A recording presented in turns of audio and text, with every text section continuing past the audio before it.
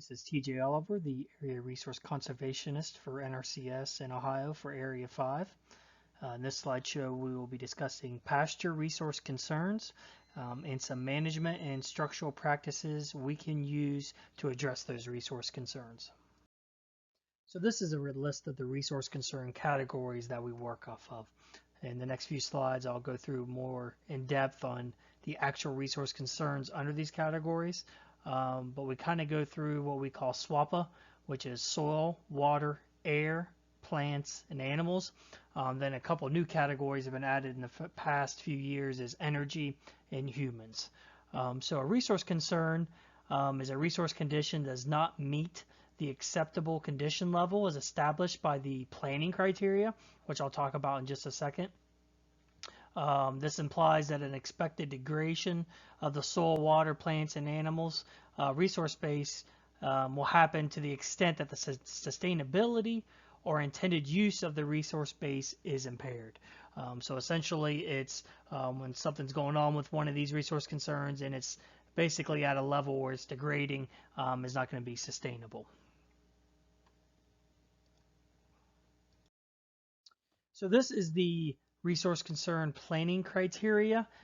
This is basically kind of the Bible of all the resource concerns and what is the treatment level for those. On the next slide, I'll give an example of this. This has been redone a couple times in the past few years. They dropped down the number of resource concerns considerably a couple years ago, and then it was just updated in October of 2020, just recently. So they changed a few other things. This is now kind of a larger document, but it does go through each resource concern by land use and what it takes to meet the criteria. Basically, that'll tell you whether it is or isn't a resource concern. It's a 50-page document, but you can drill down to specific resource concerns and look at what you're looking at for each one of those.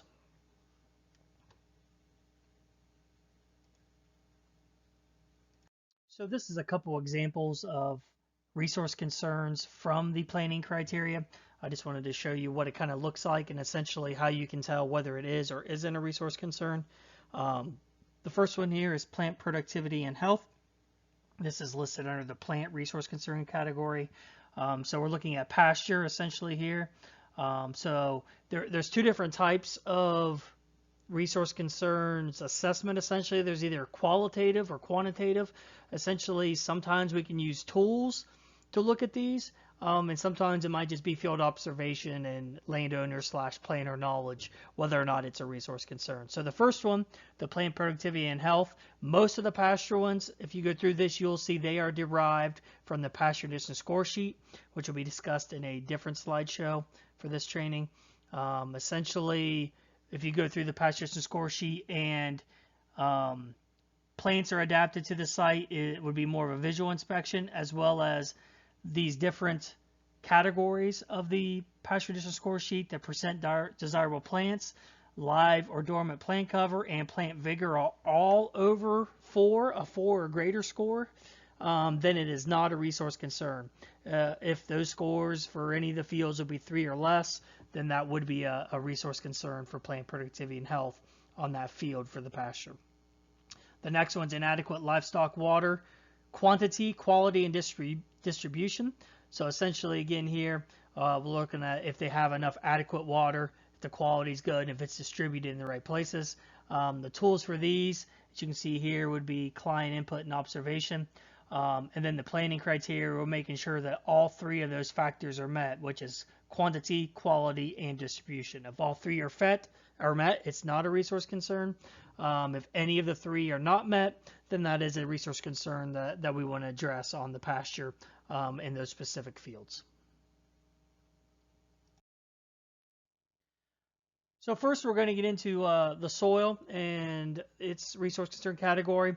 There's a bunch of different types of resource concerns under the component. The first is erosion. And under erosion, we have a few specific ones. We have sheet and rill erosion. We have ephemeral gully erosion. And we have classic gully erosion. The difference between ephemeral gully and classic gully is usually the depth.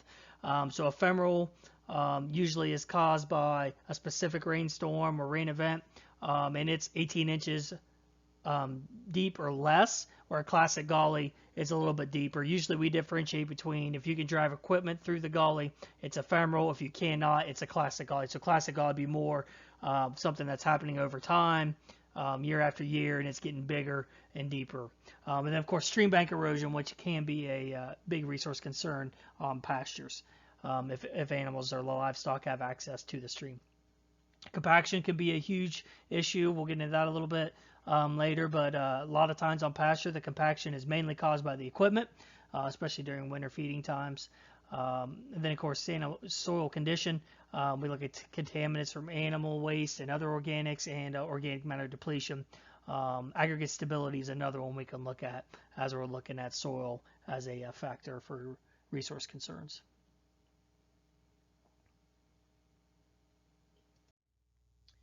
This slide here is a good one to show because it's got a lot of resource concerns going on here. But obviously compaction would be one here that we're looking at that we wouldn't want to see go on. As you can see here, I mean, all the nutrients, everything's deposited here.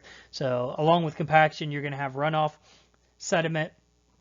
Phosphorus can either be tied to the soil or it can be in the water, so it's going to run off either tied to the sediment or just through the nutrients flowing down through the concentrated flow. There's a stream over here that these can run into, so that's going to be an issue. And then again, just think about all those nutrients here that could be spread out over the pasture.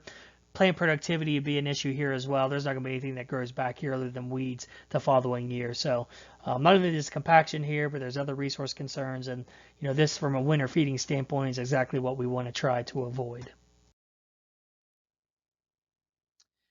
Here's a good issue of soil erosion. I'll show a before and after picture of this one later on. This is a farm we worked on in Jackson County. But essentially, you can look at soil erosion here. Again, we're going to have some sheet and rill. This is a stream coming through here, so we're going to have some stream bank erosion. I'm imagining somewhere on this side or even this side where it's bare, we're probably getting some ephemeral gully, especially since it doesn't look like there's any gutters on the barn. I'm assuming that somewhere in here we're seeing some ephemeral gully erosion as well. Again, this is something we're trying to avoid. We don't want full access to a stream, especially in winter feeding times. You can see over here, there's a round bale feeder up here within 100 feet to the stream. That's something we really want to avoid, especially in a low-lying area. So this one also has some issues that we'd want to address from a conservation standpoint. A couple other quick issues or pictures here. This is be more of a classic gully, what we're looking at. And then also in here, this is a tough picture to kind of see, but it's one reason we want to keep livestock out of the woods. We're going to get a lot of ephemeral and sheet and rill erosion going on. There's a lot of bare soil on these large steep slopes normally in the woods in southern Ohio, so that's one issue we want to stay away from. And if we can, fence them out of the woods to let that do its own thing and keep the cows on the pasture. Next is air quality. Before I go any further, I think I forgot to mention if you're looking for the planning criteria, it's in section 3 of ePhotog. Also, we'll have it as a item or a document you can access from the folder for this training. So that's where it's located, section 3 of ePhotog. But air quality is not one we deal a lot with in pasture, but it can be an issue. Of course, excessive greenhouse gases, that can be an issue. Particulate matter, if we have a lot of barren areas, dirt lots, we can get a lot of dust from those. And then odors obviously can be an issue that we can look at from either the spreading manure or collecting manure as well. The next resource concern category we're looking at is plants. Obviously with a pasture where we're mainly trying to graze the forage base, this is a big resource concern category. The first one is plant pest pressure. That would mainly be invasive species. We could get some damage from insects on some species of plants, but mainly we're looking at invasive species coming in and invading the pastures that we'd want to take care of. Plant structure and composition, that's another big one, and we'd be looking at the structure, what's in there, is it suited, are there desirable plants, issues like that. And then plant productivity and health, how is the pasture growing, does it need fertility, is it grazed properly, those type of issues we kind of look at from a plant standpoint. And again, most of these would be derived from the pasture district score sheet. It's how we decide whether or not it is or is not a resource concern. Quick picture here. Again, here you can kind of see this getting into the winter months. This is a pretty overgrazed pasture. Not the ideal situation. You can see down here we're even starting to get some sheet and rail erosion at the base of the slope here. Going into winter, the worst thing we can do is overgraze it. The fall time is when we're really trying to have the grass put in the carbohydrates and other nutrients it's going to store for the spring. So if it's overgrazed in the fall, it's going to be stunted in the spring. The other issue is, especially on slopes like this, if it's grazed this tight, you're going to get some bare areas and sheet and rail erosion, and possibly ephemeral gully erosion will be an issue going into winter during the non-growing season. Here's another picture we like to show at the trainings we do. Obviously, this has more issues than just a lack of plant cover from a resource concern standpoint, but we do like to show it because there's multiple issues going on here. So obviously you have a lack of cover, plant cover in its own. This isn't really more of a pasture situation, it's more of a feedlot, but that's something we'd like to stay away from. We do see this quite a bit, maybe not on this large of a scale in Ohio, but we do see it. We have the barren areas, you're going to have runoff, you're going to have nutrients, sediment going down into the water course and degrading, the waters of the state. Something we try to stay away from. You also have an issue with animal health. They can get stuck. They're having a hard time walking through there. They're going to be using more energy, obviously burning off more weight than we'd like them to do. So this is just one issue that we like to stay away from. Keep the nutrients up where we want them to be, away from the water course, and obviously giving them limited access to somewhere like this. Next resource concern we're going to look at is animals. So we'll look at feed and forage and balance. Essentially, do the animals have enough feed based off the pasture? Do they need supplemental feed? Do they have too much where they need to cut down their paddocks type of situation? Inadequate shelter is not really one we deal much with in Ohio. More down south, you might look at that where they get a little bit more hot in the summertime. Usually in Ohio, there's only a couple days where we would need some sort of shelter from the heat. And also, usually it doesn't get cold enough in the winter here where we really need to look at shelter, but that depends on the livestock that the landowner might have. The big one here, again, is inadequate livestock water quantity, quality, and distribution. We'll show some examples of that.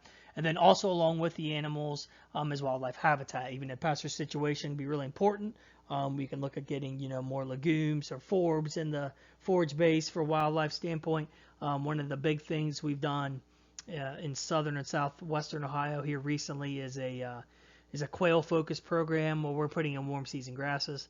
The warm season grasses will help with the summer slump, but then they also help for quail habitat and other small nesting birds like them to have better habitat. And it's in the studies have shown whenever they are grazed to create those open areas of the warm season grass, that's when the quail and those other wildlife birds will really flourish. A good example here of animals congregating in the stream. Again, this is a water quality issue as well as a water issue from a distribution standpoint. Again, we don't want animals down here drinking this water. You can see they're congregating here. That's going to be a concentration area. We really don't want a concentration area that close to a stream and a stream bank. So this is a situation we want to avoid and try to rectify it. This slide here I wanted to put up mainly from an animal health standpoint. It's mainly dealing with fescue toxiosis, where the livestock are grazing on endophyte infected tall fescue. The endophyte is kind of what gives Kentucky 31 its ability to grow so well. It's what makes it very hardy, and it can withstand low fertility and overgrazing, but it does have some issues when grazed mainly in the summer. A few of those issues are, one, you can have basically where the hooves rot. You can get some hoof rot there. Obviously that's not good when it comes to a livestock situation. Pregnant mares can have issues whenever they graze tall infected fescue. They can have aborted pregnancies when that happens. And then also here, this one's kind of tough to see, but the tail switches will also kind of degrade and fall off of the animal. So essentially, whenever they get the toxiosis from the fescue and graze it, they get fevers, they don't put on as much weight, and essentially it just halts production, where the rate of gain goes down very low. It's not as bad in the winter, so that's one thing we'll talk about here in a little bit, is a management strategy for stockpiling tall fescue and grazing it in a different season than in the hot summer months. So the infected levels don't harm them as well, kind of after the frost. So that's just something you want to look out for, and you might see as you go across doing your pasture assessments. Water is the next resource concern category we'll look at. It's obviously one of the most important from an environmental standpoint. And for pastures, our two biggest resource concerns normally are during the winter feeding period, when the grasses are dormant. The first one's usually sheet and well erosion, where we get a lot of runoff of sediment transported from the soil, where it's barren and it's not growing and the animals are congregated. And the other one obviously would be nutrients transported to surface water, which essentially would be, again, the animals, livestock are grazing in an area that's not real conducive for winter grazing or winter feeding, and all that manure and runoff is just going down in a concentrated flow pattern and then goes down into the stream and obviously gets flushed down to the rivers. And that's one of the reasons you see the hypoxia in the Gulf of Mexico, those type of things. You see the algae blooms in the Ohio River. A lot of that's from livestock production and the runoff from those. So that's one of the big ones we're trying to look at, is the winter feeding period and keeping those nutrients away from clean water, and getting animals. And we'll go through some separate options of how we can kind of do that. So we're looking at nutrients transported to surface water, sediment, can also have excessive runoff, flooding, or ponding. We'll go through a couple examples of those. Again, trying to keep clean water clean. Excessive seepage we see a lot with springs in pasture fields, and then pathogens and chemicals from manure and other applications. So it's also about when we apply manure and how we apply manure. We're trying to get to a point where we don't apply manure on any fields during the non-growing season. So essentially, winter spreading we try to avoid at all costs. It's just a lot better to do it different times of the year. The best time we can spread manure from a pasture standpoint is actually in the fall, which I talked about a little earlier, trying to help get that grass build up to put its carbohydrates and nutrients in storage to help for the following spring. But the worst time we can do it is in the winter time, in the non-growing season. There's just too much of a chance for runoff, volatilization of nitrogen. We're going to lose some, and then we're just going to lose some of the ability of those nutrients to get in the soil anyway, from a dollar standpoint. Again, another example here that kind of all go together sometimes, but a resource concern. Obviously, you're going to have a water quality issue. All these animals are congregating. And just an FYI, this is not shade.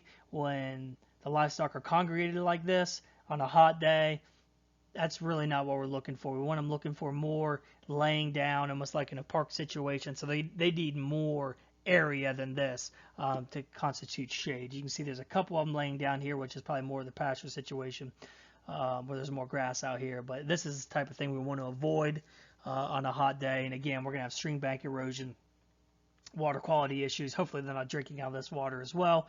We'd want to try to provide a different source. As we go through this slideshow, we'll talk about some of those options as well. I know this picture's kind of hard to see, but I kind of like this one where, I mean, they're feeding literally right on the edge of the stream, where the hay bale's about ready to roll down in. Again, these are the type of situations we want to avoid. A lot of times when we work with producers, they are kind of second or third generation farmers, but they're doing what grandpa always did, which was back then they needed to feed where they had the water at, and without pressurized water back then, they had to feed in the lower areas and down along the stream. Well, it's a new age nowadays. We can build access roads, we can build heavy use pads, we can put pressurized water in to get out of the bottom areas up to where it's high and dry, which is a much better spot, obviously, when we're talking about feeding of animals in the wintertime. So this slide, the picture here we kind of want to show is, you can see the supplemental feed is right here next to the stream. They have access here into the stream area. What we'd want to do is kind of separate these out. You never want to put the supplemental feed right by the water source. You want it on the opposite side of the pasture, so they kind of walk back and forth.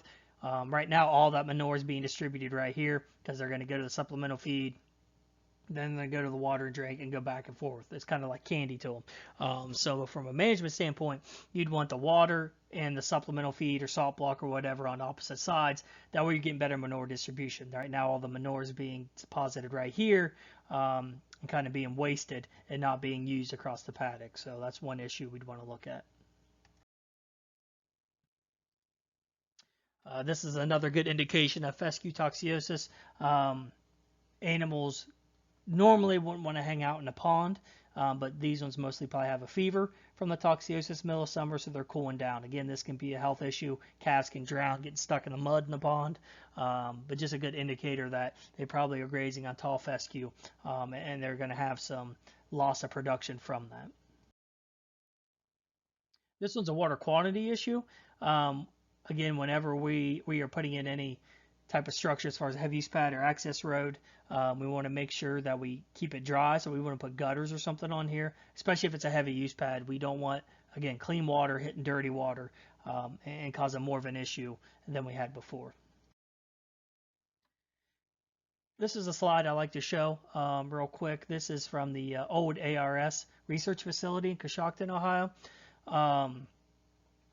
This is their sacrifice paddock next to a pasture that they winter fed on. But what they did is, you can kind of tell here, they moved where the round bales were located each time. So they weren't congregating in one area. They're being moved all around. As you can tell, this is kind of at the end of the winter season, probably February, Marchish. And then the next slide here will show kind of what it looks like the following spring and how it bounces back from rotating around these feeding areas.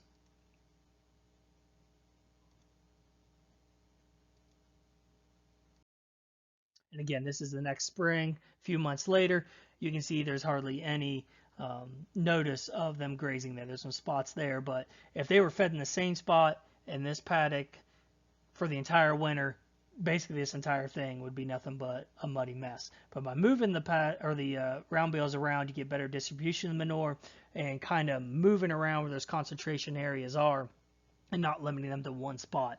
And that's one of the management keys we want to look at. Another example here of managed grazing on riparian areas. Basically, I want to show this slide that it can be done. As you can see, there's a stream here, but look at all this lush vegetation growing alongside of it. Stream banks are good. And the reason for that is that they're only in here for a short period of time, probably a week or less, depending on the size of the corridor and the paddock itself, and giving it rest and time to regrow.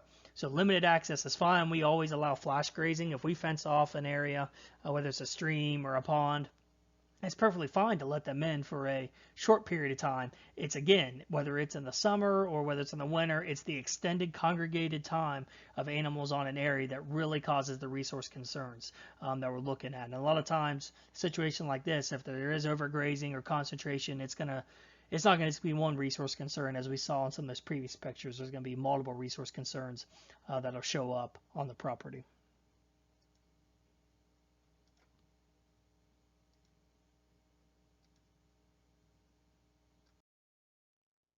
Another slide here on clean water. This goes with the quantity, quality, and distribution of livestock water. It's very important to cattle growth as well, and this is a good selling point when we talk to producers to show them and tell them why we maybe want to institute these different types of watering options. A 5-year study in Alberta found that cattle tend to perform up to 20% better when they drink clean water.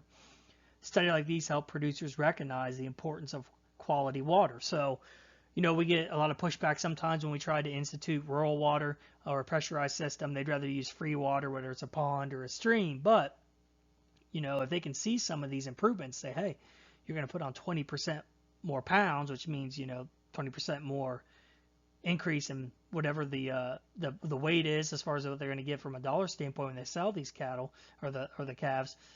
That's quite a bit, and that's going to cover the cost of the water bill and then some. That's when we want to get them out of the stream and up to a good clean water source. There's also studies showing that animals will walk through a stream to get to a good clean water source for a couple reasons. One, they can tell when it's better quality, and two, they'd rather drink with their heads up, mainly cattle, because they are a prey animal, not a predator. So they want to keep their heads up when they're drinking, to kind of keep their aspects all around them when they look. So, those are kind of the selling points we're looking at when we're trying to implement some of these conservation practices. So switching gears here a little bit, we're going to look at the some management style practices first before we look at some more of the structural type practices. From a winter feeding, contingency feeding plan, here's a few things we can do. And again, I kind of mentioned this earlier, a majority of the soil erosion and surface runoff occurs in the dormant season, which would be mainly the winter feeding operation season. And those are our two top resource concerns off pasture is the water quality and the soil erosion problems. From an actual grazing standpoint, it's more the plant side of it, but when we look at it from, an environmental aspect, it's really the soil erosion, and it's really the water quality runoff and sediment in the runoff as well. So what are some options? We'll go through a few of these. Again, the first few amount of these are just management options, and then we'll get into some of the more structural, but stockpiling, fescue for winter grazing. We can graze warm season grasses, cover crops, corn stalks, stocking of round bales, unrolling of round bales, utilizing a sacrifice lot, and then of course the heavy use area and access road, which is more of the permanent type of option. So before we move into some of those some factors influencing site selection, um, some of this would probably just be common sense. The topography. High and dry is better than low. You kind of look at the aspect of it, so they can get away from the wind. The soil characteristics of the farm. Again, that kind of goes back to topography. Make sure it's a good soil, a well-drained soil. You don't want a poorly drained soil type of situation, especially in a low area. Environmental sensitivity of the area, whether that be next to a pond, a stream, it could also be next to a woods where they're getting into it. We want to look at those types of issues. Feeding and handling methods, how they're going to do that, and then of course aesthetics and public image. It's maybe not the best to put it right by the state highway, something like that. If they can get it behind where it's not as open to the public, would probably be a little bit better. Again, we kind of talked about topography, high and dry. Avoid feeding near drainage ways. We always want to stay at least 100 feet away from concentrated flow. I'd like to see that closer to 300 or so. Take advantage of natural land features, especially ridge tops and knolls, and existing windbreaks. This is a pad we put in Hocking County when I worked there, but just kind of shows you the high and dry, the access road coming up the hill. You can see we're on top of the slope here on the ridge. Perfect spot for a feed pad. The only thing I would suggest we should have done better is try to get water right on the pad. I always try to get water as close to, if not on the pad, to limit them walking back and forth, to limit the damage to the pasture. Because again, that's what makes these cost effective, is we're saving the resource base, which is the forage itself.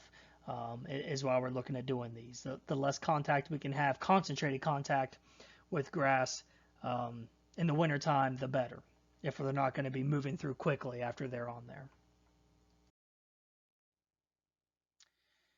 When livestock must be fed in low-lying areas, we got to look at special precautions. I'll talk about that a little bit more as far as it comes to feeding pads. It may be some sort of a covered structure with manure structure. Make sure we do filter strips. They're excluded. Whenever we do anything even remotely close to a concentrated flow, we want to fence them off, whether it's temporary or permanent.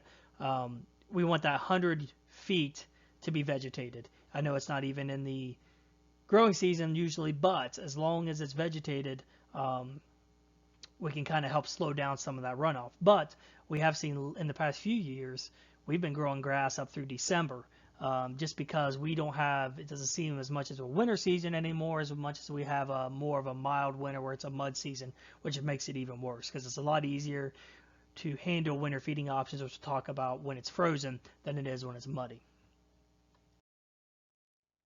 We kind of talked about some of the aspects of soils. We kind of want those to be placed on south or east facing slopes, and windbreaks or hills can be used for this. Seek well or moderately well drained. Poorly drained would definitely be looking at stone pads and increased bearing load, and seasonal high water tables are also a must we want to watch out for. As always, make sure we have a soil survey available, or you can use the soil survey app. when you're out in the field to see what soils you're on. Be aware of those and know what you're dealing with when you're out on the farm. I've kind of brought this up already, but concentrated feeding should not take place near stream banks, drainage ditches, streams, ponds, rivers, whatever it might be. Our standard right now is a minimum setback of 100 feet. Like I said, I'd much rather that be closer to 300, 400 feet, and that needs to be a fenced out area. Should never take place in a floodplain. That's basically a flush system where the moor is going to be flushed away. You see right here, this is a flush system. It's all going down into the stream bank here, and all those nutrients are being lost. And again, usually it's what's good for the environment is also good for a production standpoint for the producer. When these go hand in hand, they're losing all those nutrients. If they would feed those and collect those and be able to spread those, that's dollars they can save from their pocket if they were going to spread, inorganic fertilizer. They can use the manure instead to put the nutrients back on their hay fields or crop fields or pasture fields or whatever it might be. So the feeding method greatly influences the choice of location. I kind of mentioned this earlier. What is the biggest source of erosion and compaction in your feeding area? Is it the livestock or the tractor? And most of the times, it's the tractor and the equipment getting in and out of there to feed the animals. So we'll get into some of the management side practices here. First up is stockpiling fescue and annuals. Can be a way to extend the grazing season. So essentially by stockpiling fescue, what we're talking about is we're not grazing it as much in the summer, in the late summer. We may do something else to help keep the animals off this ground. It might be by planting the annuals like we have on this side, which is turnips here. It could be they could be doing sorghum Sudan grass, or they could even be feeding hay. But essentially, they're giving the animals or the grass a rest with the tall infected fescue. And then sometime in late July or August, they're going to put a little nitrogen on it. And then you're going to graze it once it is frosted. Sometime, October through even February, March, you can graze the stockpiled fescue. It keeps its nutrient level very well into February. As you can see here, they'll dig through snow. That's why I like this picture to get to it. I also have a picture somewhere where there's a hay bale, and it shows them digging through the snow to get to the fescue and not eating the hay bale. The only issue is ice. If there is an ice storm, you'd have to look at doing some sort of supplemental feeding with hay because they won't be able to get through the ice to get to the fescue. But other than that, it's a great tool to use. And again, we're rotating them through quickly. You want to give them about enough for 3 days, let them graze it, and then move on to the next area. And go from there. Another option will be not just annuals, but perennial warm season grass. You could graze that in the summer, keep them off the cool season pastures, and use those later in winter. That way you can feed less hay bales, and it's kind of a win-win from that situation.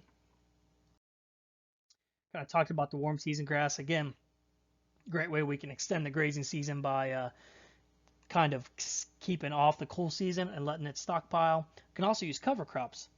You can see this picture is from February 8th, and this is oats that they are grazing. This is in Fairfield County, and they're grazing it that late. Again, any type of this situation, we would love to use cover crops from a crop field. Usually the issue, though, is getting water to them. We don't want to have them to walk all the way back across the field or wherever it might be to get to water. So that might be the most limiting factor to be able to utilize something like that. This is another option that can be used from a management standpoint for winter feeding. Set stocking of round bales. Essentially, these are already pre-placed in the field before winter feeding time. So it could be done about, October or even just anytime during the summer and left there. Set about 15 to 20 feet apart. Avoid drainage ways. And again, the water source is key. That's where if you had a pressurized system, it'd really help out. You can place on pour cover areas to improve fertility, and essentially they just move the round bale feeder to the next one. I'll probably have a couple of these out, enough there usually for 3 to 5 days, so they're not there again. We're talking about low amount of time of concentration areas. They're not going to tear that area up that bad, only being there, even a week. You got them there for a month, it's going to look horrible. It's going to have a tough time coming back. And on the next slide, we'll show kind of an after picture from this area, what it looks like the following spring. So here's what it looks like the following spring. all that manure and urine, you can look at the clover. It really helps pop up the potassium levels and that pop up the clover the following year. So it's really a good way to help rejuvenate a pasture and get manure nutrients where we want them to be. And we kind of already showed this picture, but that's another kind of idea of set stocking. They already had them out there, moving them around, the round bale feeders, and going from there. Unrolling around bales is another excellent way. We can do some winter feeding options. You get a little more waste in this way, but all of this in low fertility areas, you got not only the manure deposits, but you have the hay, organic matter, when it decomposes, going back down into the soils as well. So it could be another good way to utilize if you have some low fertility areas that you want to target. You can unroll the round bales. This guy's unrolled them with an unroller. I've seen people in our area, they go on the top of the hill, set it off the access road, and roll it down the hill once they cut the netting off or the twine off, and that's kind of how they feed it. So it works pretty well that way. So now that we got more of the management side of it done, those management options are all good, but a lot of times they're kind of a tough sell for some folks. So we look more at how we can do more permanent stuff. And sometimes it's just the location. If it's a bad location, wet soils, we really can't do some of those other options, like I said, especially nowadays where it seems like we don't get any frozen time. We have some people that will do an access road heavy use pad for part of the year. Then when it's frozen, they'll kick them out and feed the hay bales, again, out in the field to deposit the nutrients. But it's been tough to do that recently when we only get a few good frozen days throughout the winter. First practice here, access road. You can see the before and after. Winter feeding, again, the tractor taking the hay bales, all that weight, just tearing it up. So we put in a good access road base. 8 inches of gravel, usually 304s with geotextile fabric underneath. We always use geotextile fabric in Ohio.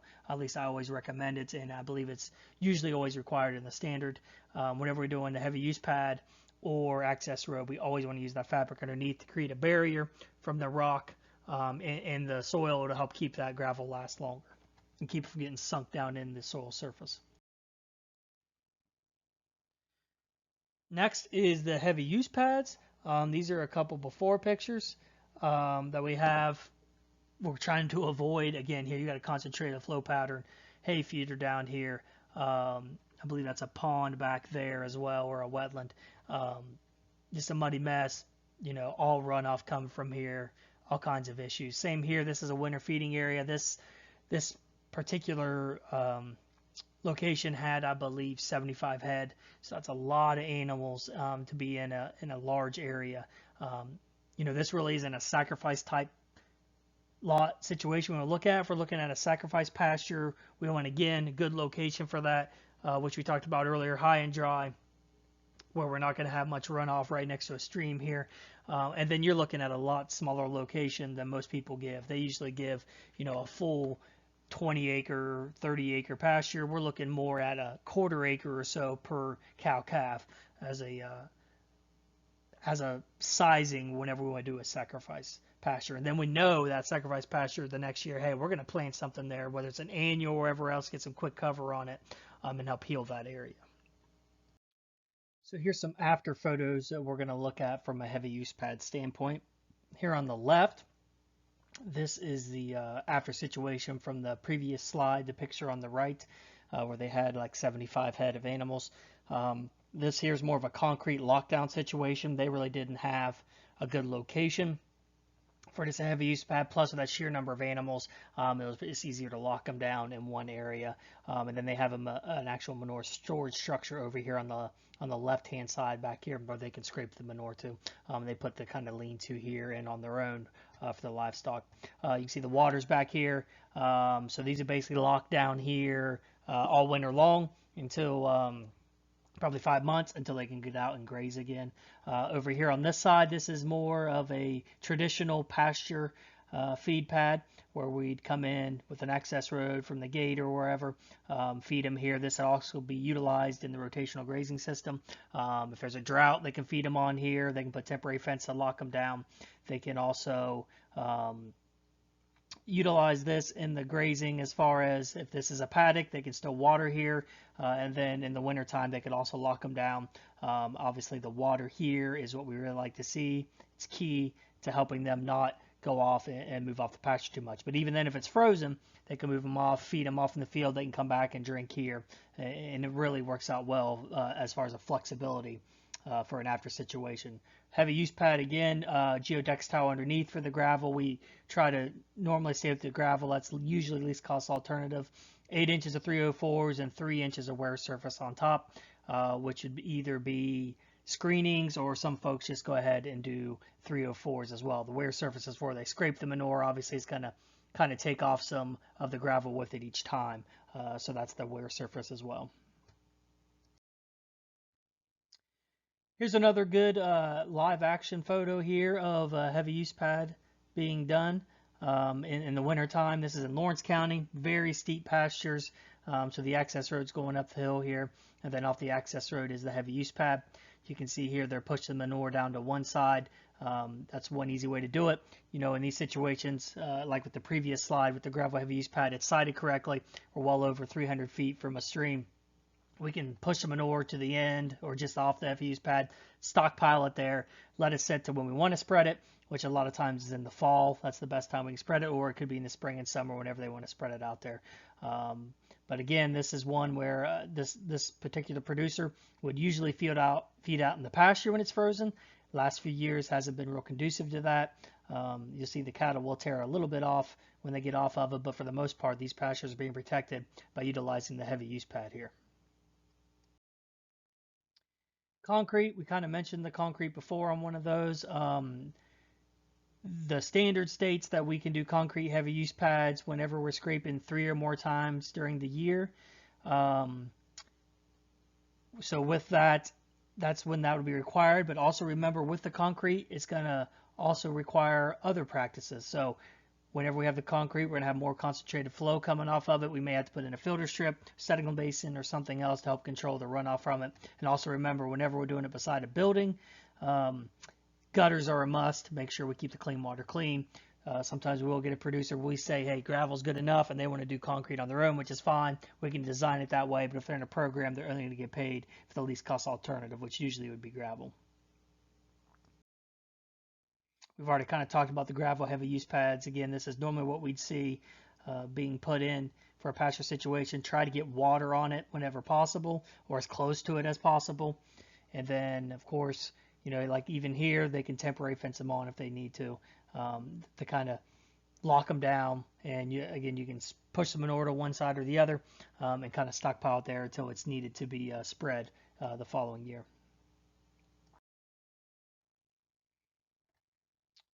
Gutters are another, again, we kind of talked about those must whenever we're doing even a gravel heavy use pad next to a building. Even if you're doing an access road or anything, I try to put in gutters, because that can be a lot of surface water or water coming off the roof whenever you have a good rainstorm. So we'd rather collect that, get that underground and away from our pad or whatever structure we're putting in. So that's one thing we always gotta require whenever we're doing some sort of a structure facility next to a barn. Animal waste facility. This is a practice that we don't do all the time on pastures when it's a true pasture-based system, but it can be done when it is required. And when that would be is if we can't do a traditional heavy use pad and access road. There's a few different reasons why we might not be able to do that. In this situation here, this would be what we call a bedded pack and manure pack. So the bedded pack here would be up front where the animals would be fed, and then the manure would be pushed to the back. Again, this is covered to help keep any water off of it, and we do this when we have to build something within 100 feet of a concentrated flow. Those reasons that may happen. One are soils. We have some soils down in some of our counties in southern Ohio. It's kind of salamander country down there, very high seasonal water table. Soils are always wet, and it's just not really a good spot to put a traditional heavy use pad and access, or there's really no good spot to put it. So that means that we really need to kind of lock them down over winter in a structure like this. Another issue might just be the fact that we can't build an access road to get to the top of the hill. In some of our other counties in southern Ohio where there's very steep terrain, getting up to the top of the hill is rather difficult with an access road. At some of our situations we've had where we can't physically meet the standard. There's a percent slope, a requirement that we can't go over an access road. I believe it's around 10%, somewhere around there. And it's really hard to get that in some situations, even benching it out and moving it back and forth, getting it up to the top of the hill. So it's may one not physically be possible to feed at the top of the hill, and two, it may actually be at least all cost alternative to build a structure down towards the bottom. In those situations, you can feed at the top or the bottom of the hill. The bottom of the hill is usually next to concentrated flow, or it's tough to get 100 feet away from a concentrated flow area. And I say the top of the hill, sometimes it just can't be done. The other option might be to do one of these is just the sheer number of animals that they have out there. That's kind of more subjective thing, but you can work with your area office, your engineer, and ARC if you have a situation where you think, hey, this guy has X amount of animals and it's just too much to do a traditional heavy use pad. For me, I see that number somewhere around between 50 and 60 head of livestock or cattle. At that point, if they're all in one group, it just seems like they're going to tear it up if they're allowed off the pad at all, just to the point where it's going to be tough for the pasture to regrow. This picture on the right is something they have done in Kentucky before. Essentially, this is a heavy use pad that's just covered. It's far enough away from concentrated flow, but this is something they had done where it's kind of the same idea. They have the feed alley down the middle, and then they can push the manure back to the sides, and that's how they can feed their cattle.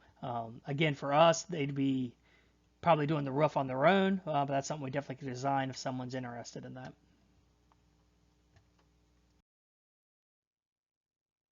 Before I go on the last slide there, I wanted to mention that anytime we do any sort of animal waste storage structure, we do have to have a CNP go along with that. So I wanted to make sure that was in there as well.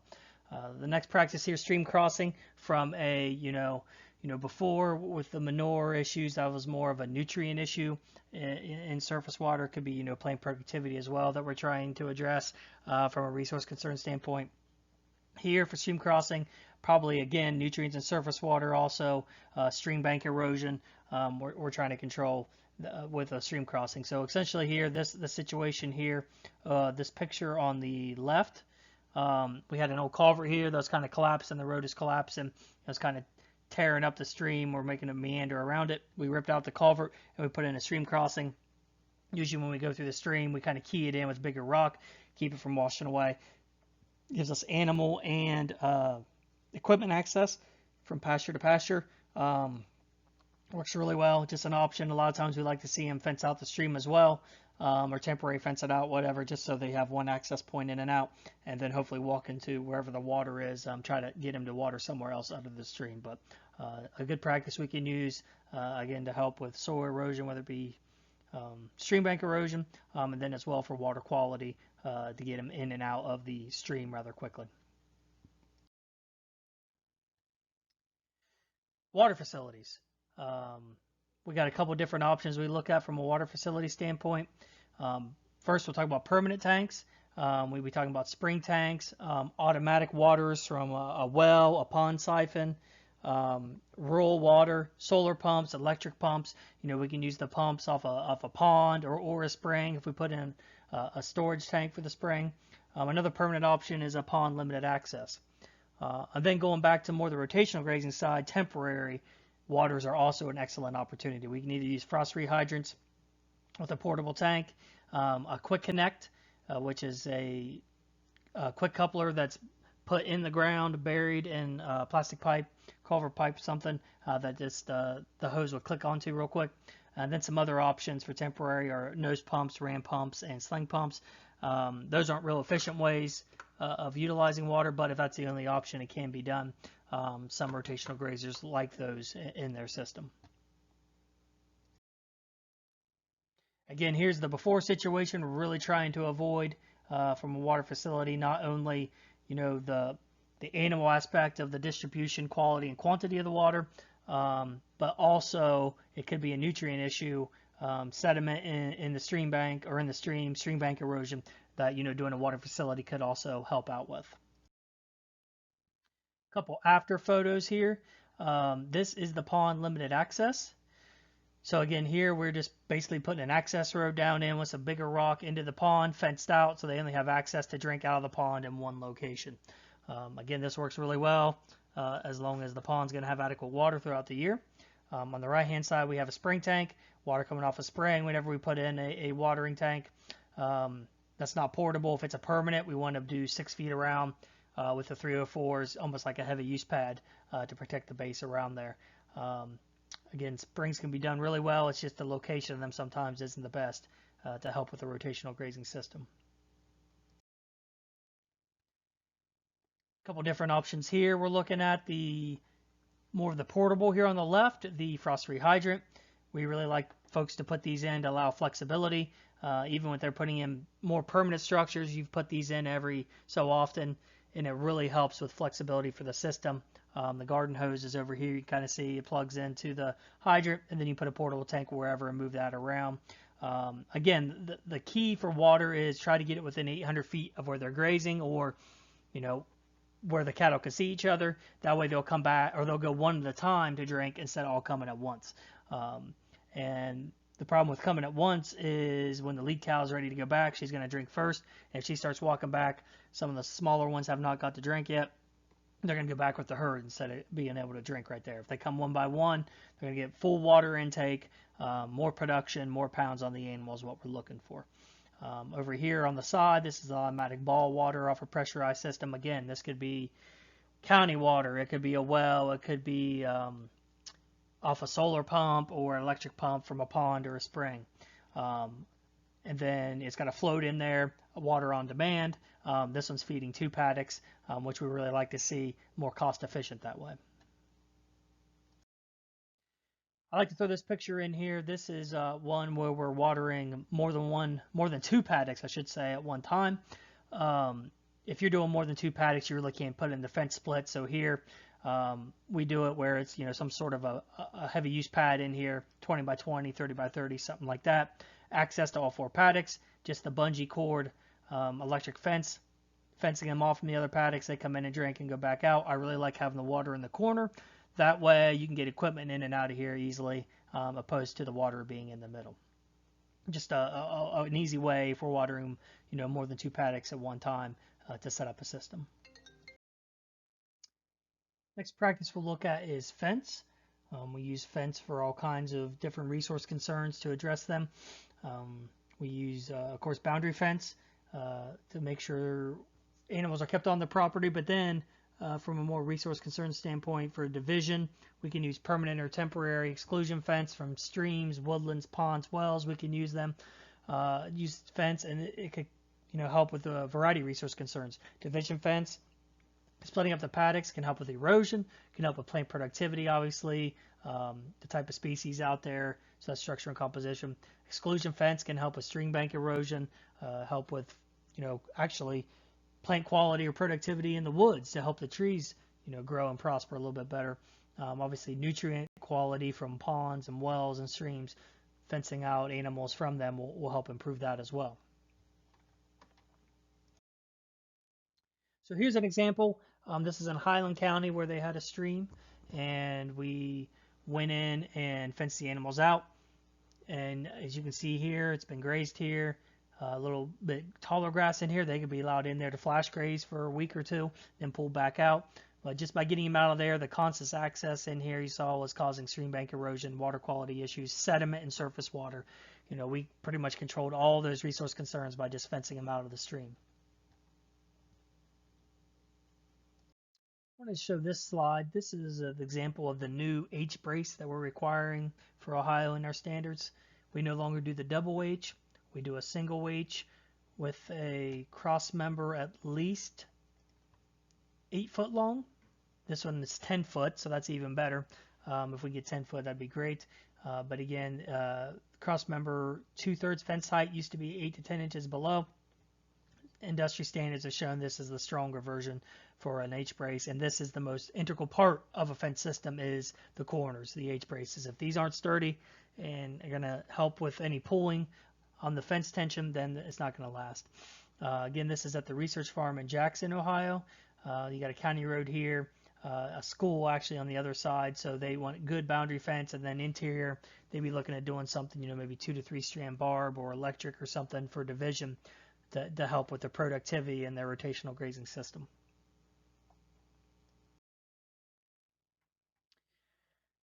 Another option is the temporary fence we kind of talked about for division. You can even have some field splits with permanent and then come off them with polywire or poly tape. It's a great way to help utilize rotational grazing. So in this situation, this is actually a stockpile fescue field they're grazing. So when the cattle are ready, they'll come up the fence. They kind of understand it. They get trained to it. You drop the fence, they move over. If it was the summertime, you put the fence back up so they can't back graze. That's what happens in a continuous grazing season during the summer. They keep on going back to the same grass, the regrowth. It's sweet to them. They want to eat that. They're making the decision instead of the producer forcing them to eat an area and eat everything that's in there no matter what. So that's a great tool we can use. We can also use temporary to exclude out ponds or woods, whatever else, ravines we want to keep them out of.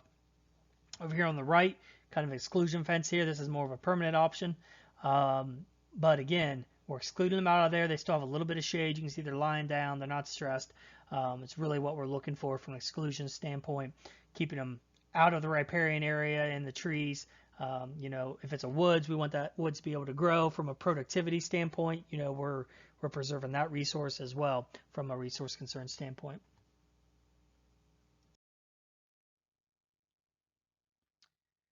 Next, we have brush management. This is some photos courtesy of a WVU extension bulletin they did, or fact sheet in West Virginia on brush management.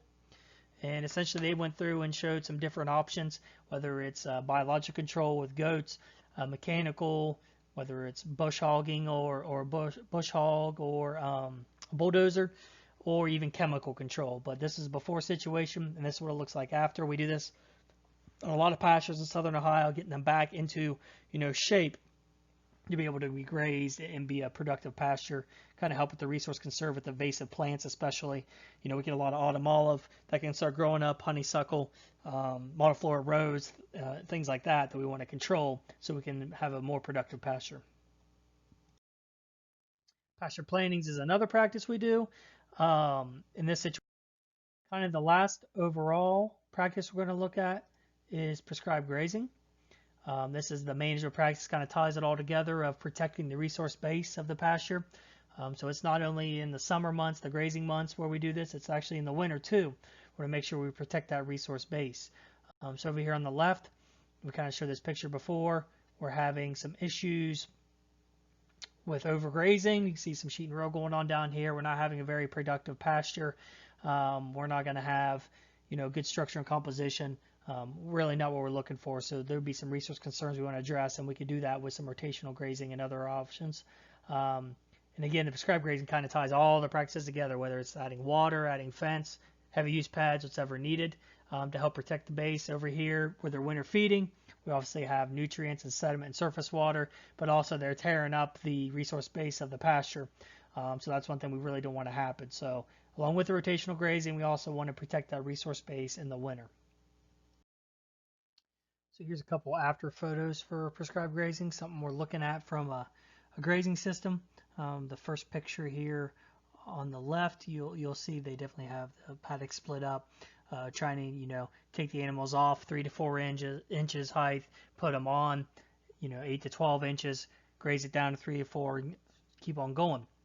I kind of want to leave that residual there, that 3 to 4, keeps the root mass down below, then also the rest. The rest is the most important part of a rotational grazing system. In the spring, 20 days rest for the grass. In the summertime, it's a little hotter, you may need 30, 35 days rest. But that's the biggest key, is the rest and not overgrazing it too much, kind of leaving that 3 inches of height there, because whatever's below ground will mimic above ground as far as root to grass growth. On the right side, this is another rotational grazing where they're using temporary, the poly netting for the sheep. And again, just something else we're trying to do from a resource base. We want the lush vegetation for them to graze on. We don't want to overgraze. We want as small as paddocks as we can get that works for the producer. I really like, again, that 7-day or less rotation, working on that. So, we'd use our forage balance or our grazer's math to figure out 2% of the body weight of the animals there, how much forage they need, utilization rate, depending on their rotation. So that kind of figures out how big the paddocks need to be for the set days that they want to graze. Along with the prescribed grazing, again, is making sure we have a good winter contingency plan or feeding plan operation, or we're not tearing up the resource base in the winter.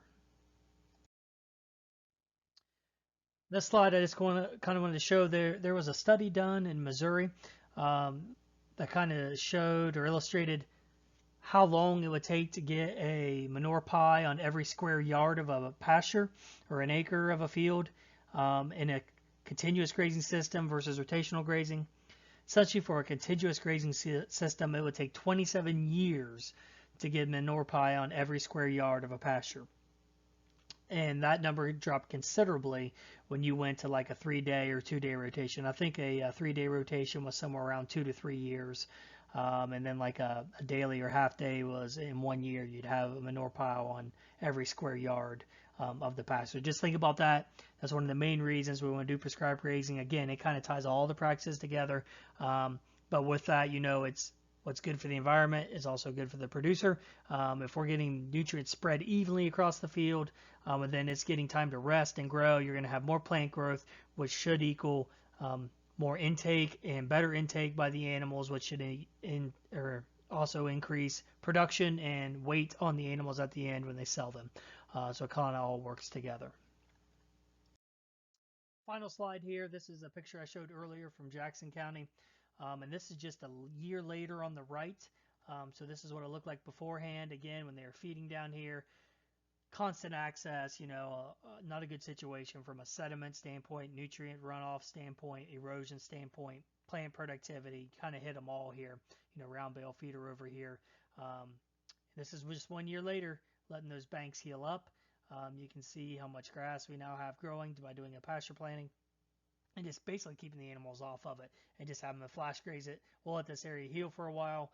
It will be part of the grazing system. We really don't need to fence out this creek. If we keep them in here for a week or less, no big deal. Bring them in this paddock, graze, kick them back out to another area. Again, it's just when it's highly concentrated for a long period of time, especially in the winter season, where we're going to do the most damage.